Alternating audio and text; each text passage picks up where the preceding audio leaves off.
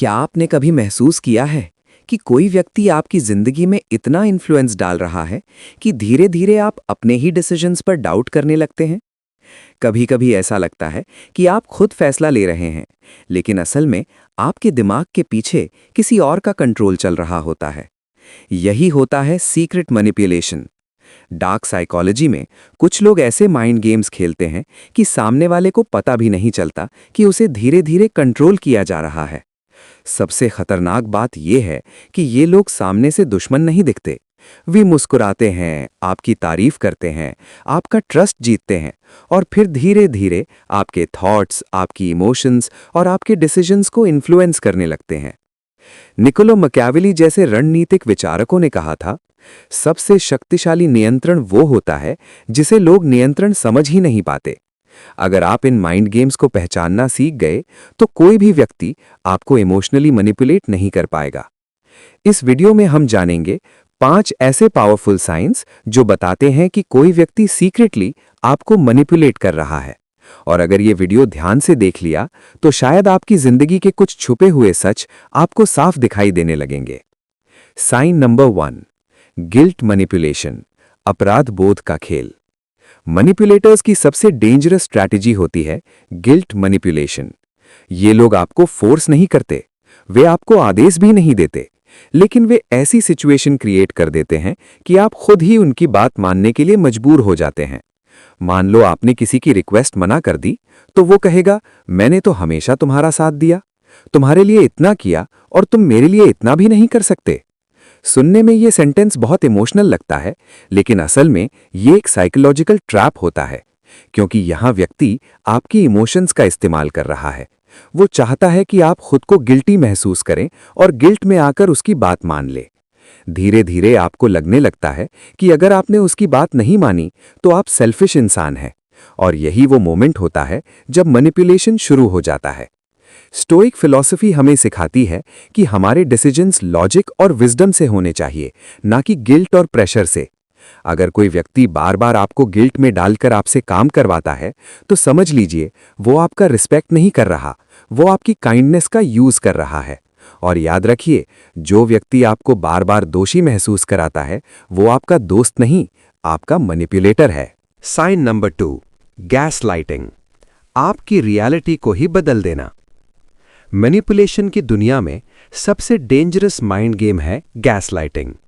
Gas lighting का मतलब होता है किसी व्यक्ति को इतना कंफ्यूज कर देना कि वो अपनी ही याददाश्त, अपनी ही समझ और अपनी ही रियलिटी पर डाउट करने लगे। एक मैनिपुलेटर कभी सीधे ये नहीं कहेगा कि वो गलत है, वो उल्टा आपको ही गलत साबित करने की कोशिश करेगा। मान लीजिए किसी ने आपसे कोई वादा किया था, लेकिन बाद में वो मुकर गया। जब आप उसे याद दिलाते हैं तो वो कहेगा, मैंने ऐसा कब कहा, तुम्हें गलत याद है, तुम हमेशा बातों को बढ़ा चढ़ाकर बोलते हो। धीरे धीरे आपको लगने लगता है कि शायद गलती सच में आपकी ही है। यही है गैस लाइटिंग का जाल। ये तकनीक इतनी खतरनाक होती है कि कई लोग सालों तक इसका शिकार बने रहते हैं और उन्हें पता भी नहीं चलता। स्टोइक थिंकर्स कहते थे, सच्चाई से दूर करना सबसे बड़ा नियंत्रण है, क्योंकि जब किसी व्यक्ति की रियलिटी ही बदल दी जाए तो उसे नियंत्रित करना बहुत आसान हो जाता है। अगर कोई व्यक्ति बार बार आपकी बातों को गलत साबित करे, आपकी यादों को झूठ कहे और आपको ये महसूस कराए कि आप ही हमेशा गलत है, तो सावधान हो जाइए। हो सकता है आप गैस लाइटिंग मैनिपुलेशन का शिकार हो रहे हों। याद रखिए, जो व्यक्ति आपकी रियलिटी को तोड़ता है वो आपके आत्मविश्वास को भी तोड़ रहा होता है, और जब आत्मविश्वास टूट जाता है तो नियंत्रण आसान हो जाता है। साइन नंबर 3, लव बॉम्बिंग, अचानक बहुत ज्यादा प्यार दिखाना। यह सुनने में अजीब लग सकता है, लेकिन मैनिपुलेशन हमेशा नफरत से नहीं शुरू होता। कई बार यह बहुत ज्यादा प्यार से शुरू होता है। डार्क साइकोलॉजी में इसे कहते हैं लव बॉम्बिंग। लव बॉम्बिंग का मतलब होता है शुरुआत में किसी व्यक्ति को इतना अटेंशन, इतनी तारीफ, इतना अफेक्शन देना कि वो पूरी तरह इमोशनली अटैच हो जाए। मैनिपुलेटर शुरुआत में कहेगा, तुम सबसे अलग हो, तुम्हारे जैसा इंसान मैंने कभी नहीं देखा, तुम मेरे लिए बहुत स्पेशल हो। वो आपको गिफ्ट्स देगा, हर समय मैसेज करेगा, आपको ऐसा महसूस कराएगा कि आप उसकी दुनिया के सबसे महत्वपूर्ण व्यक्ति हैं। शुरुआत में ये सब बहुत अच्छा लगता है, लेकिन यही ट्रैप होता है, क्योंकि जब आप इमोशनली अटैच हो जाते हैं तब धीरे धीरे चीजें बदलने लगती हैं। वही व्यक्ति जो पहले बहुत अटेंशन देता था अचानक कोल्ड हो जाता है, वो दूरी बनाने लगता है, और तब आप उसके पुराने बिहेवियर को पाने के लिए और ज्यादा कोशिश करने लगते हैं। यही मैनिपुलेशन की असली स्ट्रैटेजी होती है। पहले आपको इमोशनली डिपेंडेंट बना दो, फिर उस डिपेंडेंसी का कंट्रोल अपने हाथ में ले लो। स्टोइक फिलॉसफी हमें एक महत्वपूर्ण बात सिखाती है, सच्चा संबंध धीरे धीरे बनता है। जो व्यक्ति अचानक बहुत ज्यादा प्यार दिखाए वो हमेशा सच्चा नहीं होता। कई बार वो सिर्फ आपके इमोशंस को पकड़ने की कोशिश कर रहा होता है। इसलिए याद रखिए, हर ज्यादा अटेंशन सच्चा नहीं होता, कभी कभी वो सिर्फ मैनिपुलेशन की शुरुआत होता है। साइन नंबर 4, साइलेंट ट्रीटमेंट, चुप्पी से नियंत्रण। मैनिपुलेशन हमेशा शब्दों से नहीं होता, कभी कभी चुप्पी भी सबसे बड़ा हथियार बन जाती है। डार्क साइकोलॉजी में इसे कहते हैं साइलेंट ट्रीटमेंट। जब कोई व्यक्ति आपसे नाराज होता है तो सामान्य इंसान बात करके समस्या हल करने की कोशिश करता है, लेकिन एक मैनिपुलेटर ऐसा नहीं करता।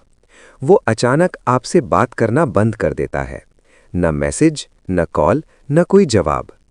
पहले पहले आपको लगता है कि शायद वो थोड़ा टाइम चाहता है, लेकिन धीरे धीरे आप बेचैन होने लगते हैं। आप सोचते हैं, मैंने ऐसा क्या कर दिया? फिर आप ही उसे मनाने लगते हैं। आप मैसेज भेजते हैं, कॉल करते हैं और अपनी गलती ढूंढने लगते हैं। यही वो मोमेंट होता है जब मैनिपुलेटर जीत जाता है, क्योंकि अब पावर उसके हाथ में आ चुकी होती है। स्टोइक फिलॉसफी हमें सिखाती है कि इमोशनली स्ट्रांग इंसान दूसरों की चुप्पी से नहीं टूटता। अगर कोई व्यक्ति आपको पनिश करने के लिए साइलेंट ट्रीटमेंट देता है तो समझ लीजिए वो रिलेशनशिप नहीं चला रहा, वो कंट्रोल गेम खेल रहा है।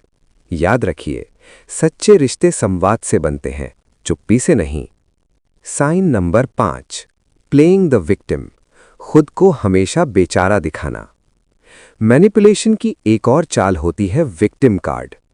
कुछ लोग हर सिचुएशन में खुद को ही पीड़ित दिखाते हैं। अगर गलती उनकी भी हो तो भी वे कहानी इस तरह बताते हैं कि दोष किसी और पर आ जाए। वे कहेंगे, मेरे साथ हमेशा गलत ही होता है, कोई मुझे समझता ही नहीं, सब लोग मेरे खिलाफ हैं। धीरे धीरे आपको उन पर दया आने लगती है। आप सोचते हैं कि शायद सच में उनके साथ बहुत बुरा हुआ है, लेकिन यही मैनिपुलेशन का हिस्सा होता है। क्योंकि जब कोई व्यक्ति हमेशा खुद को विक्टिम दिखाता है तो लोग उसकी गलतियों को इग्नोर करने लगते हैं, और वो व्यक्ति बिना जिम्मेदारी लिए दूसरों को कंट्रोल करता रहता है। स्टोइक थिंकर्स कहते थे, मजबूत इंसान अपनी गलतियों की जिम्मेदारी लेता है, लेकिन मैनिपुलेटर हमेशा जिम्मेदारी से भागता है। इसलिए अगर कोई व्यक्ति हर सिचुएशन में खुद को ही बेचारा साबित करे तो सावधान रहिए, क्योंकि हो सकता है वो सिंपैथी के जरिए आपके इमोशंस को कंट्रोल कर रहा हो। दुनिया में सबसे बड़ा नियंत्रण हथियारों से नहीं होता, सबसे बड़ा नियंत्रण मन से होता है। जब कोई व्यक्ति आपकी इमोशंस, आपके थॉट्स और आपके डिसीजंस को इन्फ्लुएंस करने लगे तो समझ लीजिए वो आपके जीवन की दिशा बदल सकता है। लेकिन अच्छी खबर यह है, जैसे ही आप इन मैनिपुलेशन स्ट्रैटेजीज को पहचान लेते हैं वैसे ही उनका प्रभाव खत्म होने लगता है। स्टोइक फिलॉसफी कहती है, जिस व्यक्ति ने अपने मन पर नियंत्रण पा लिया उसे दुनिया का कोई भी इंसान नियंत्रित नहीं कर सकता। इसलिए हमेशा जागरूक रहिए, लोगों की बातों को सिर्फ सुनिए नहीं, उन्हें समझिए, क्योंकि कई बार सबसे खतरनाक युद्ध तलवारों से नहीं, दिमाग के अंदर लड़े जाते हैं। अगर आपको ये वीडियो ज्ञानवर्धक लगा तो इसे अपने उन दोस्तों के साथ जरूर साझा करें जो शायद अनजाने में किसी मैनिपुलेशन का शिकार हो रहे हों।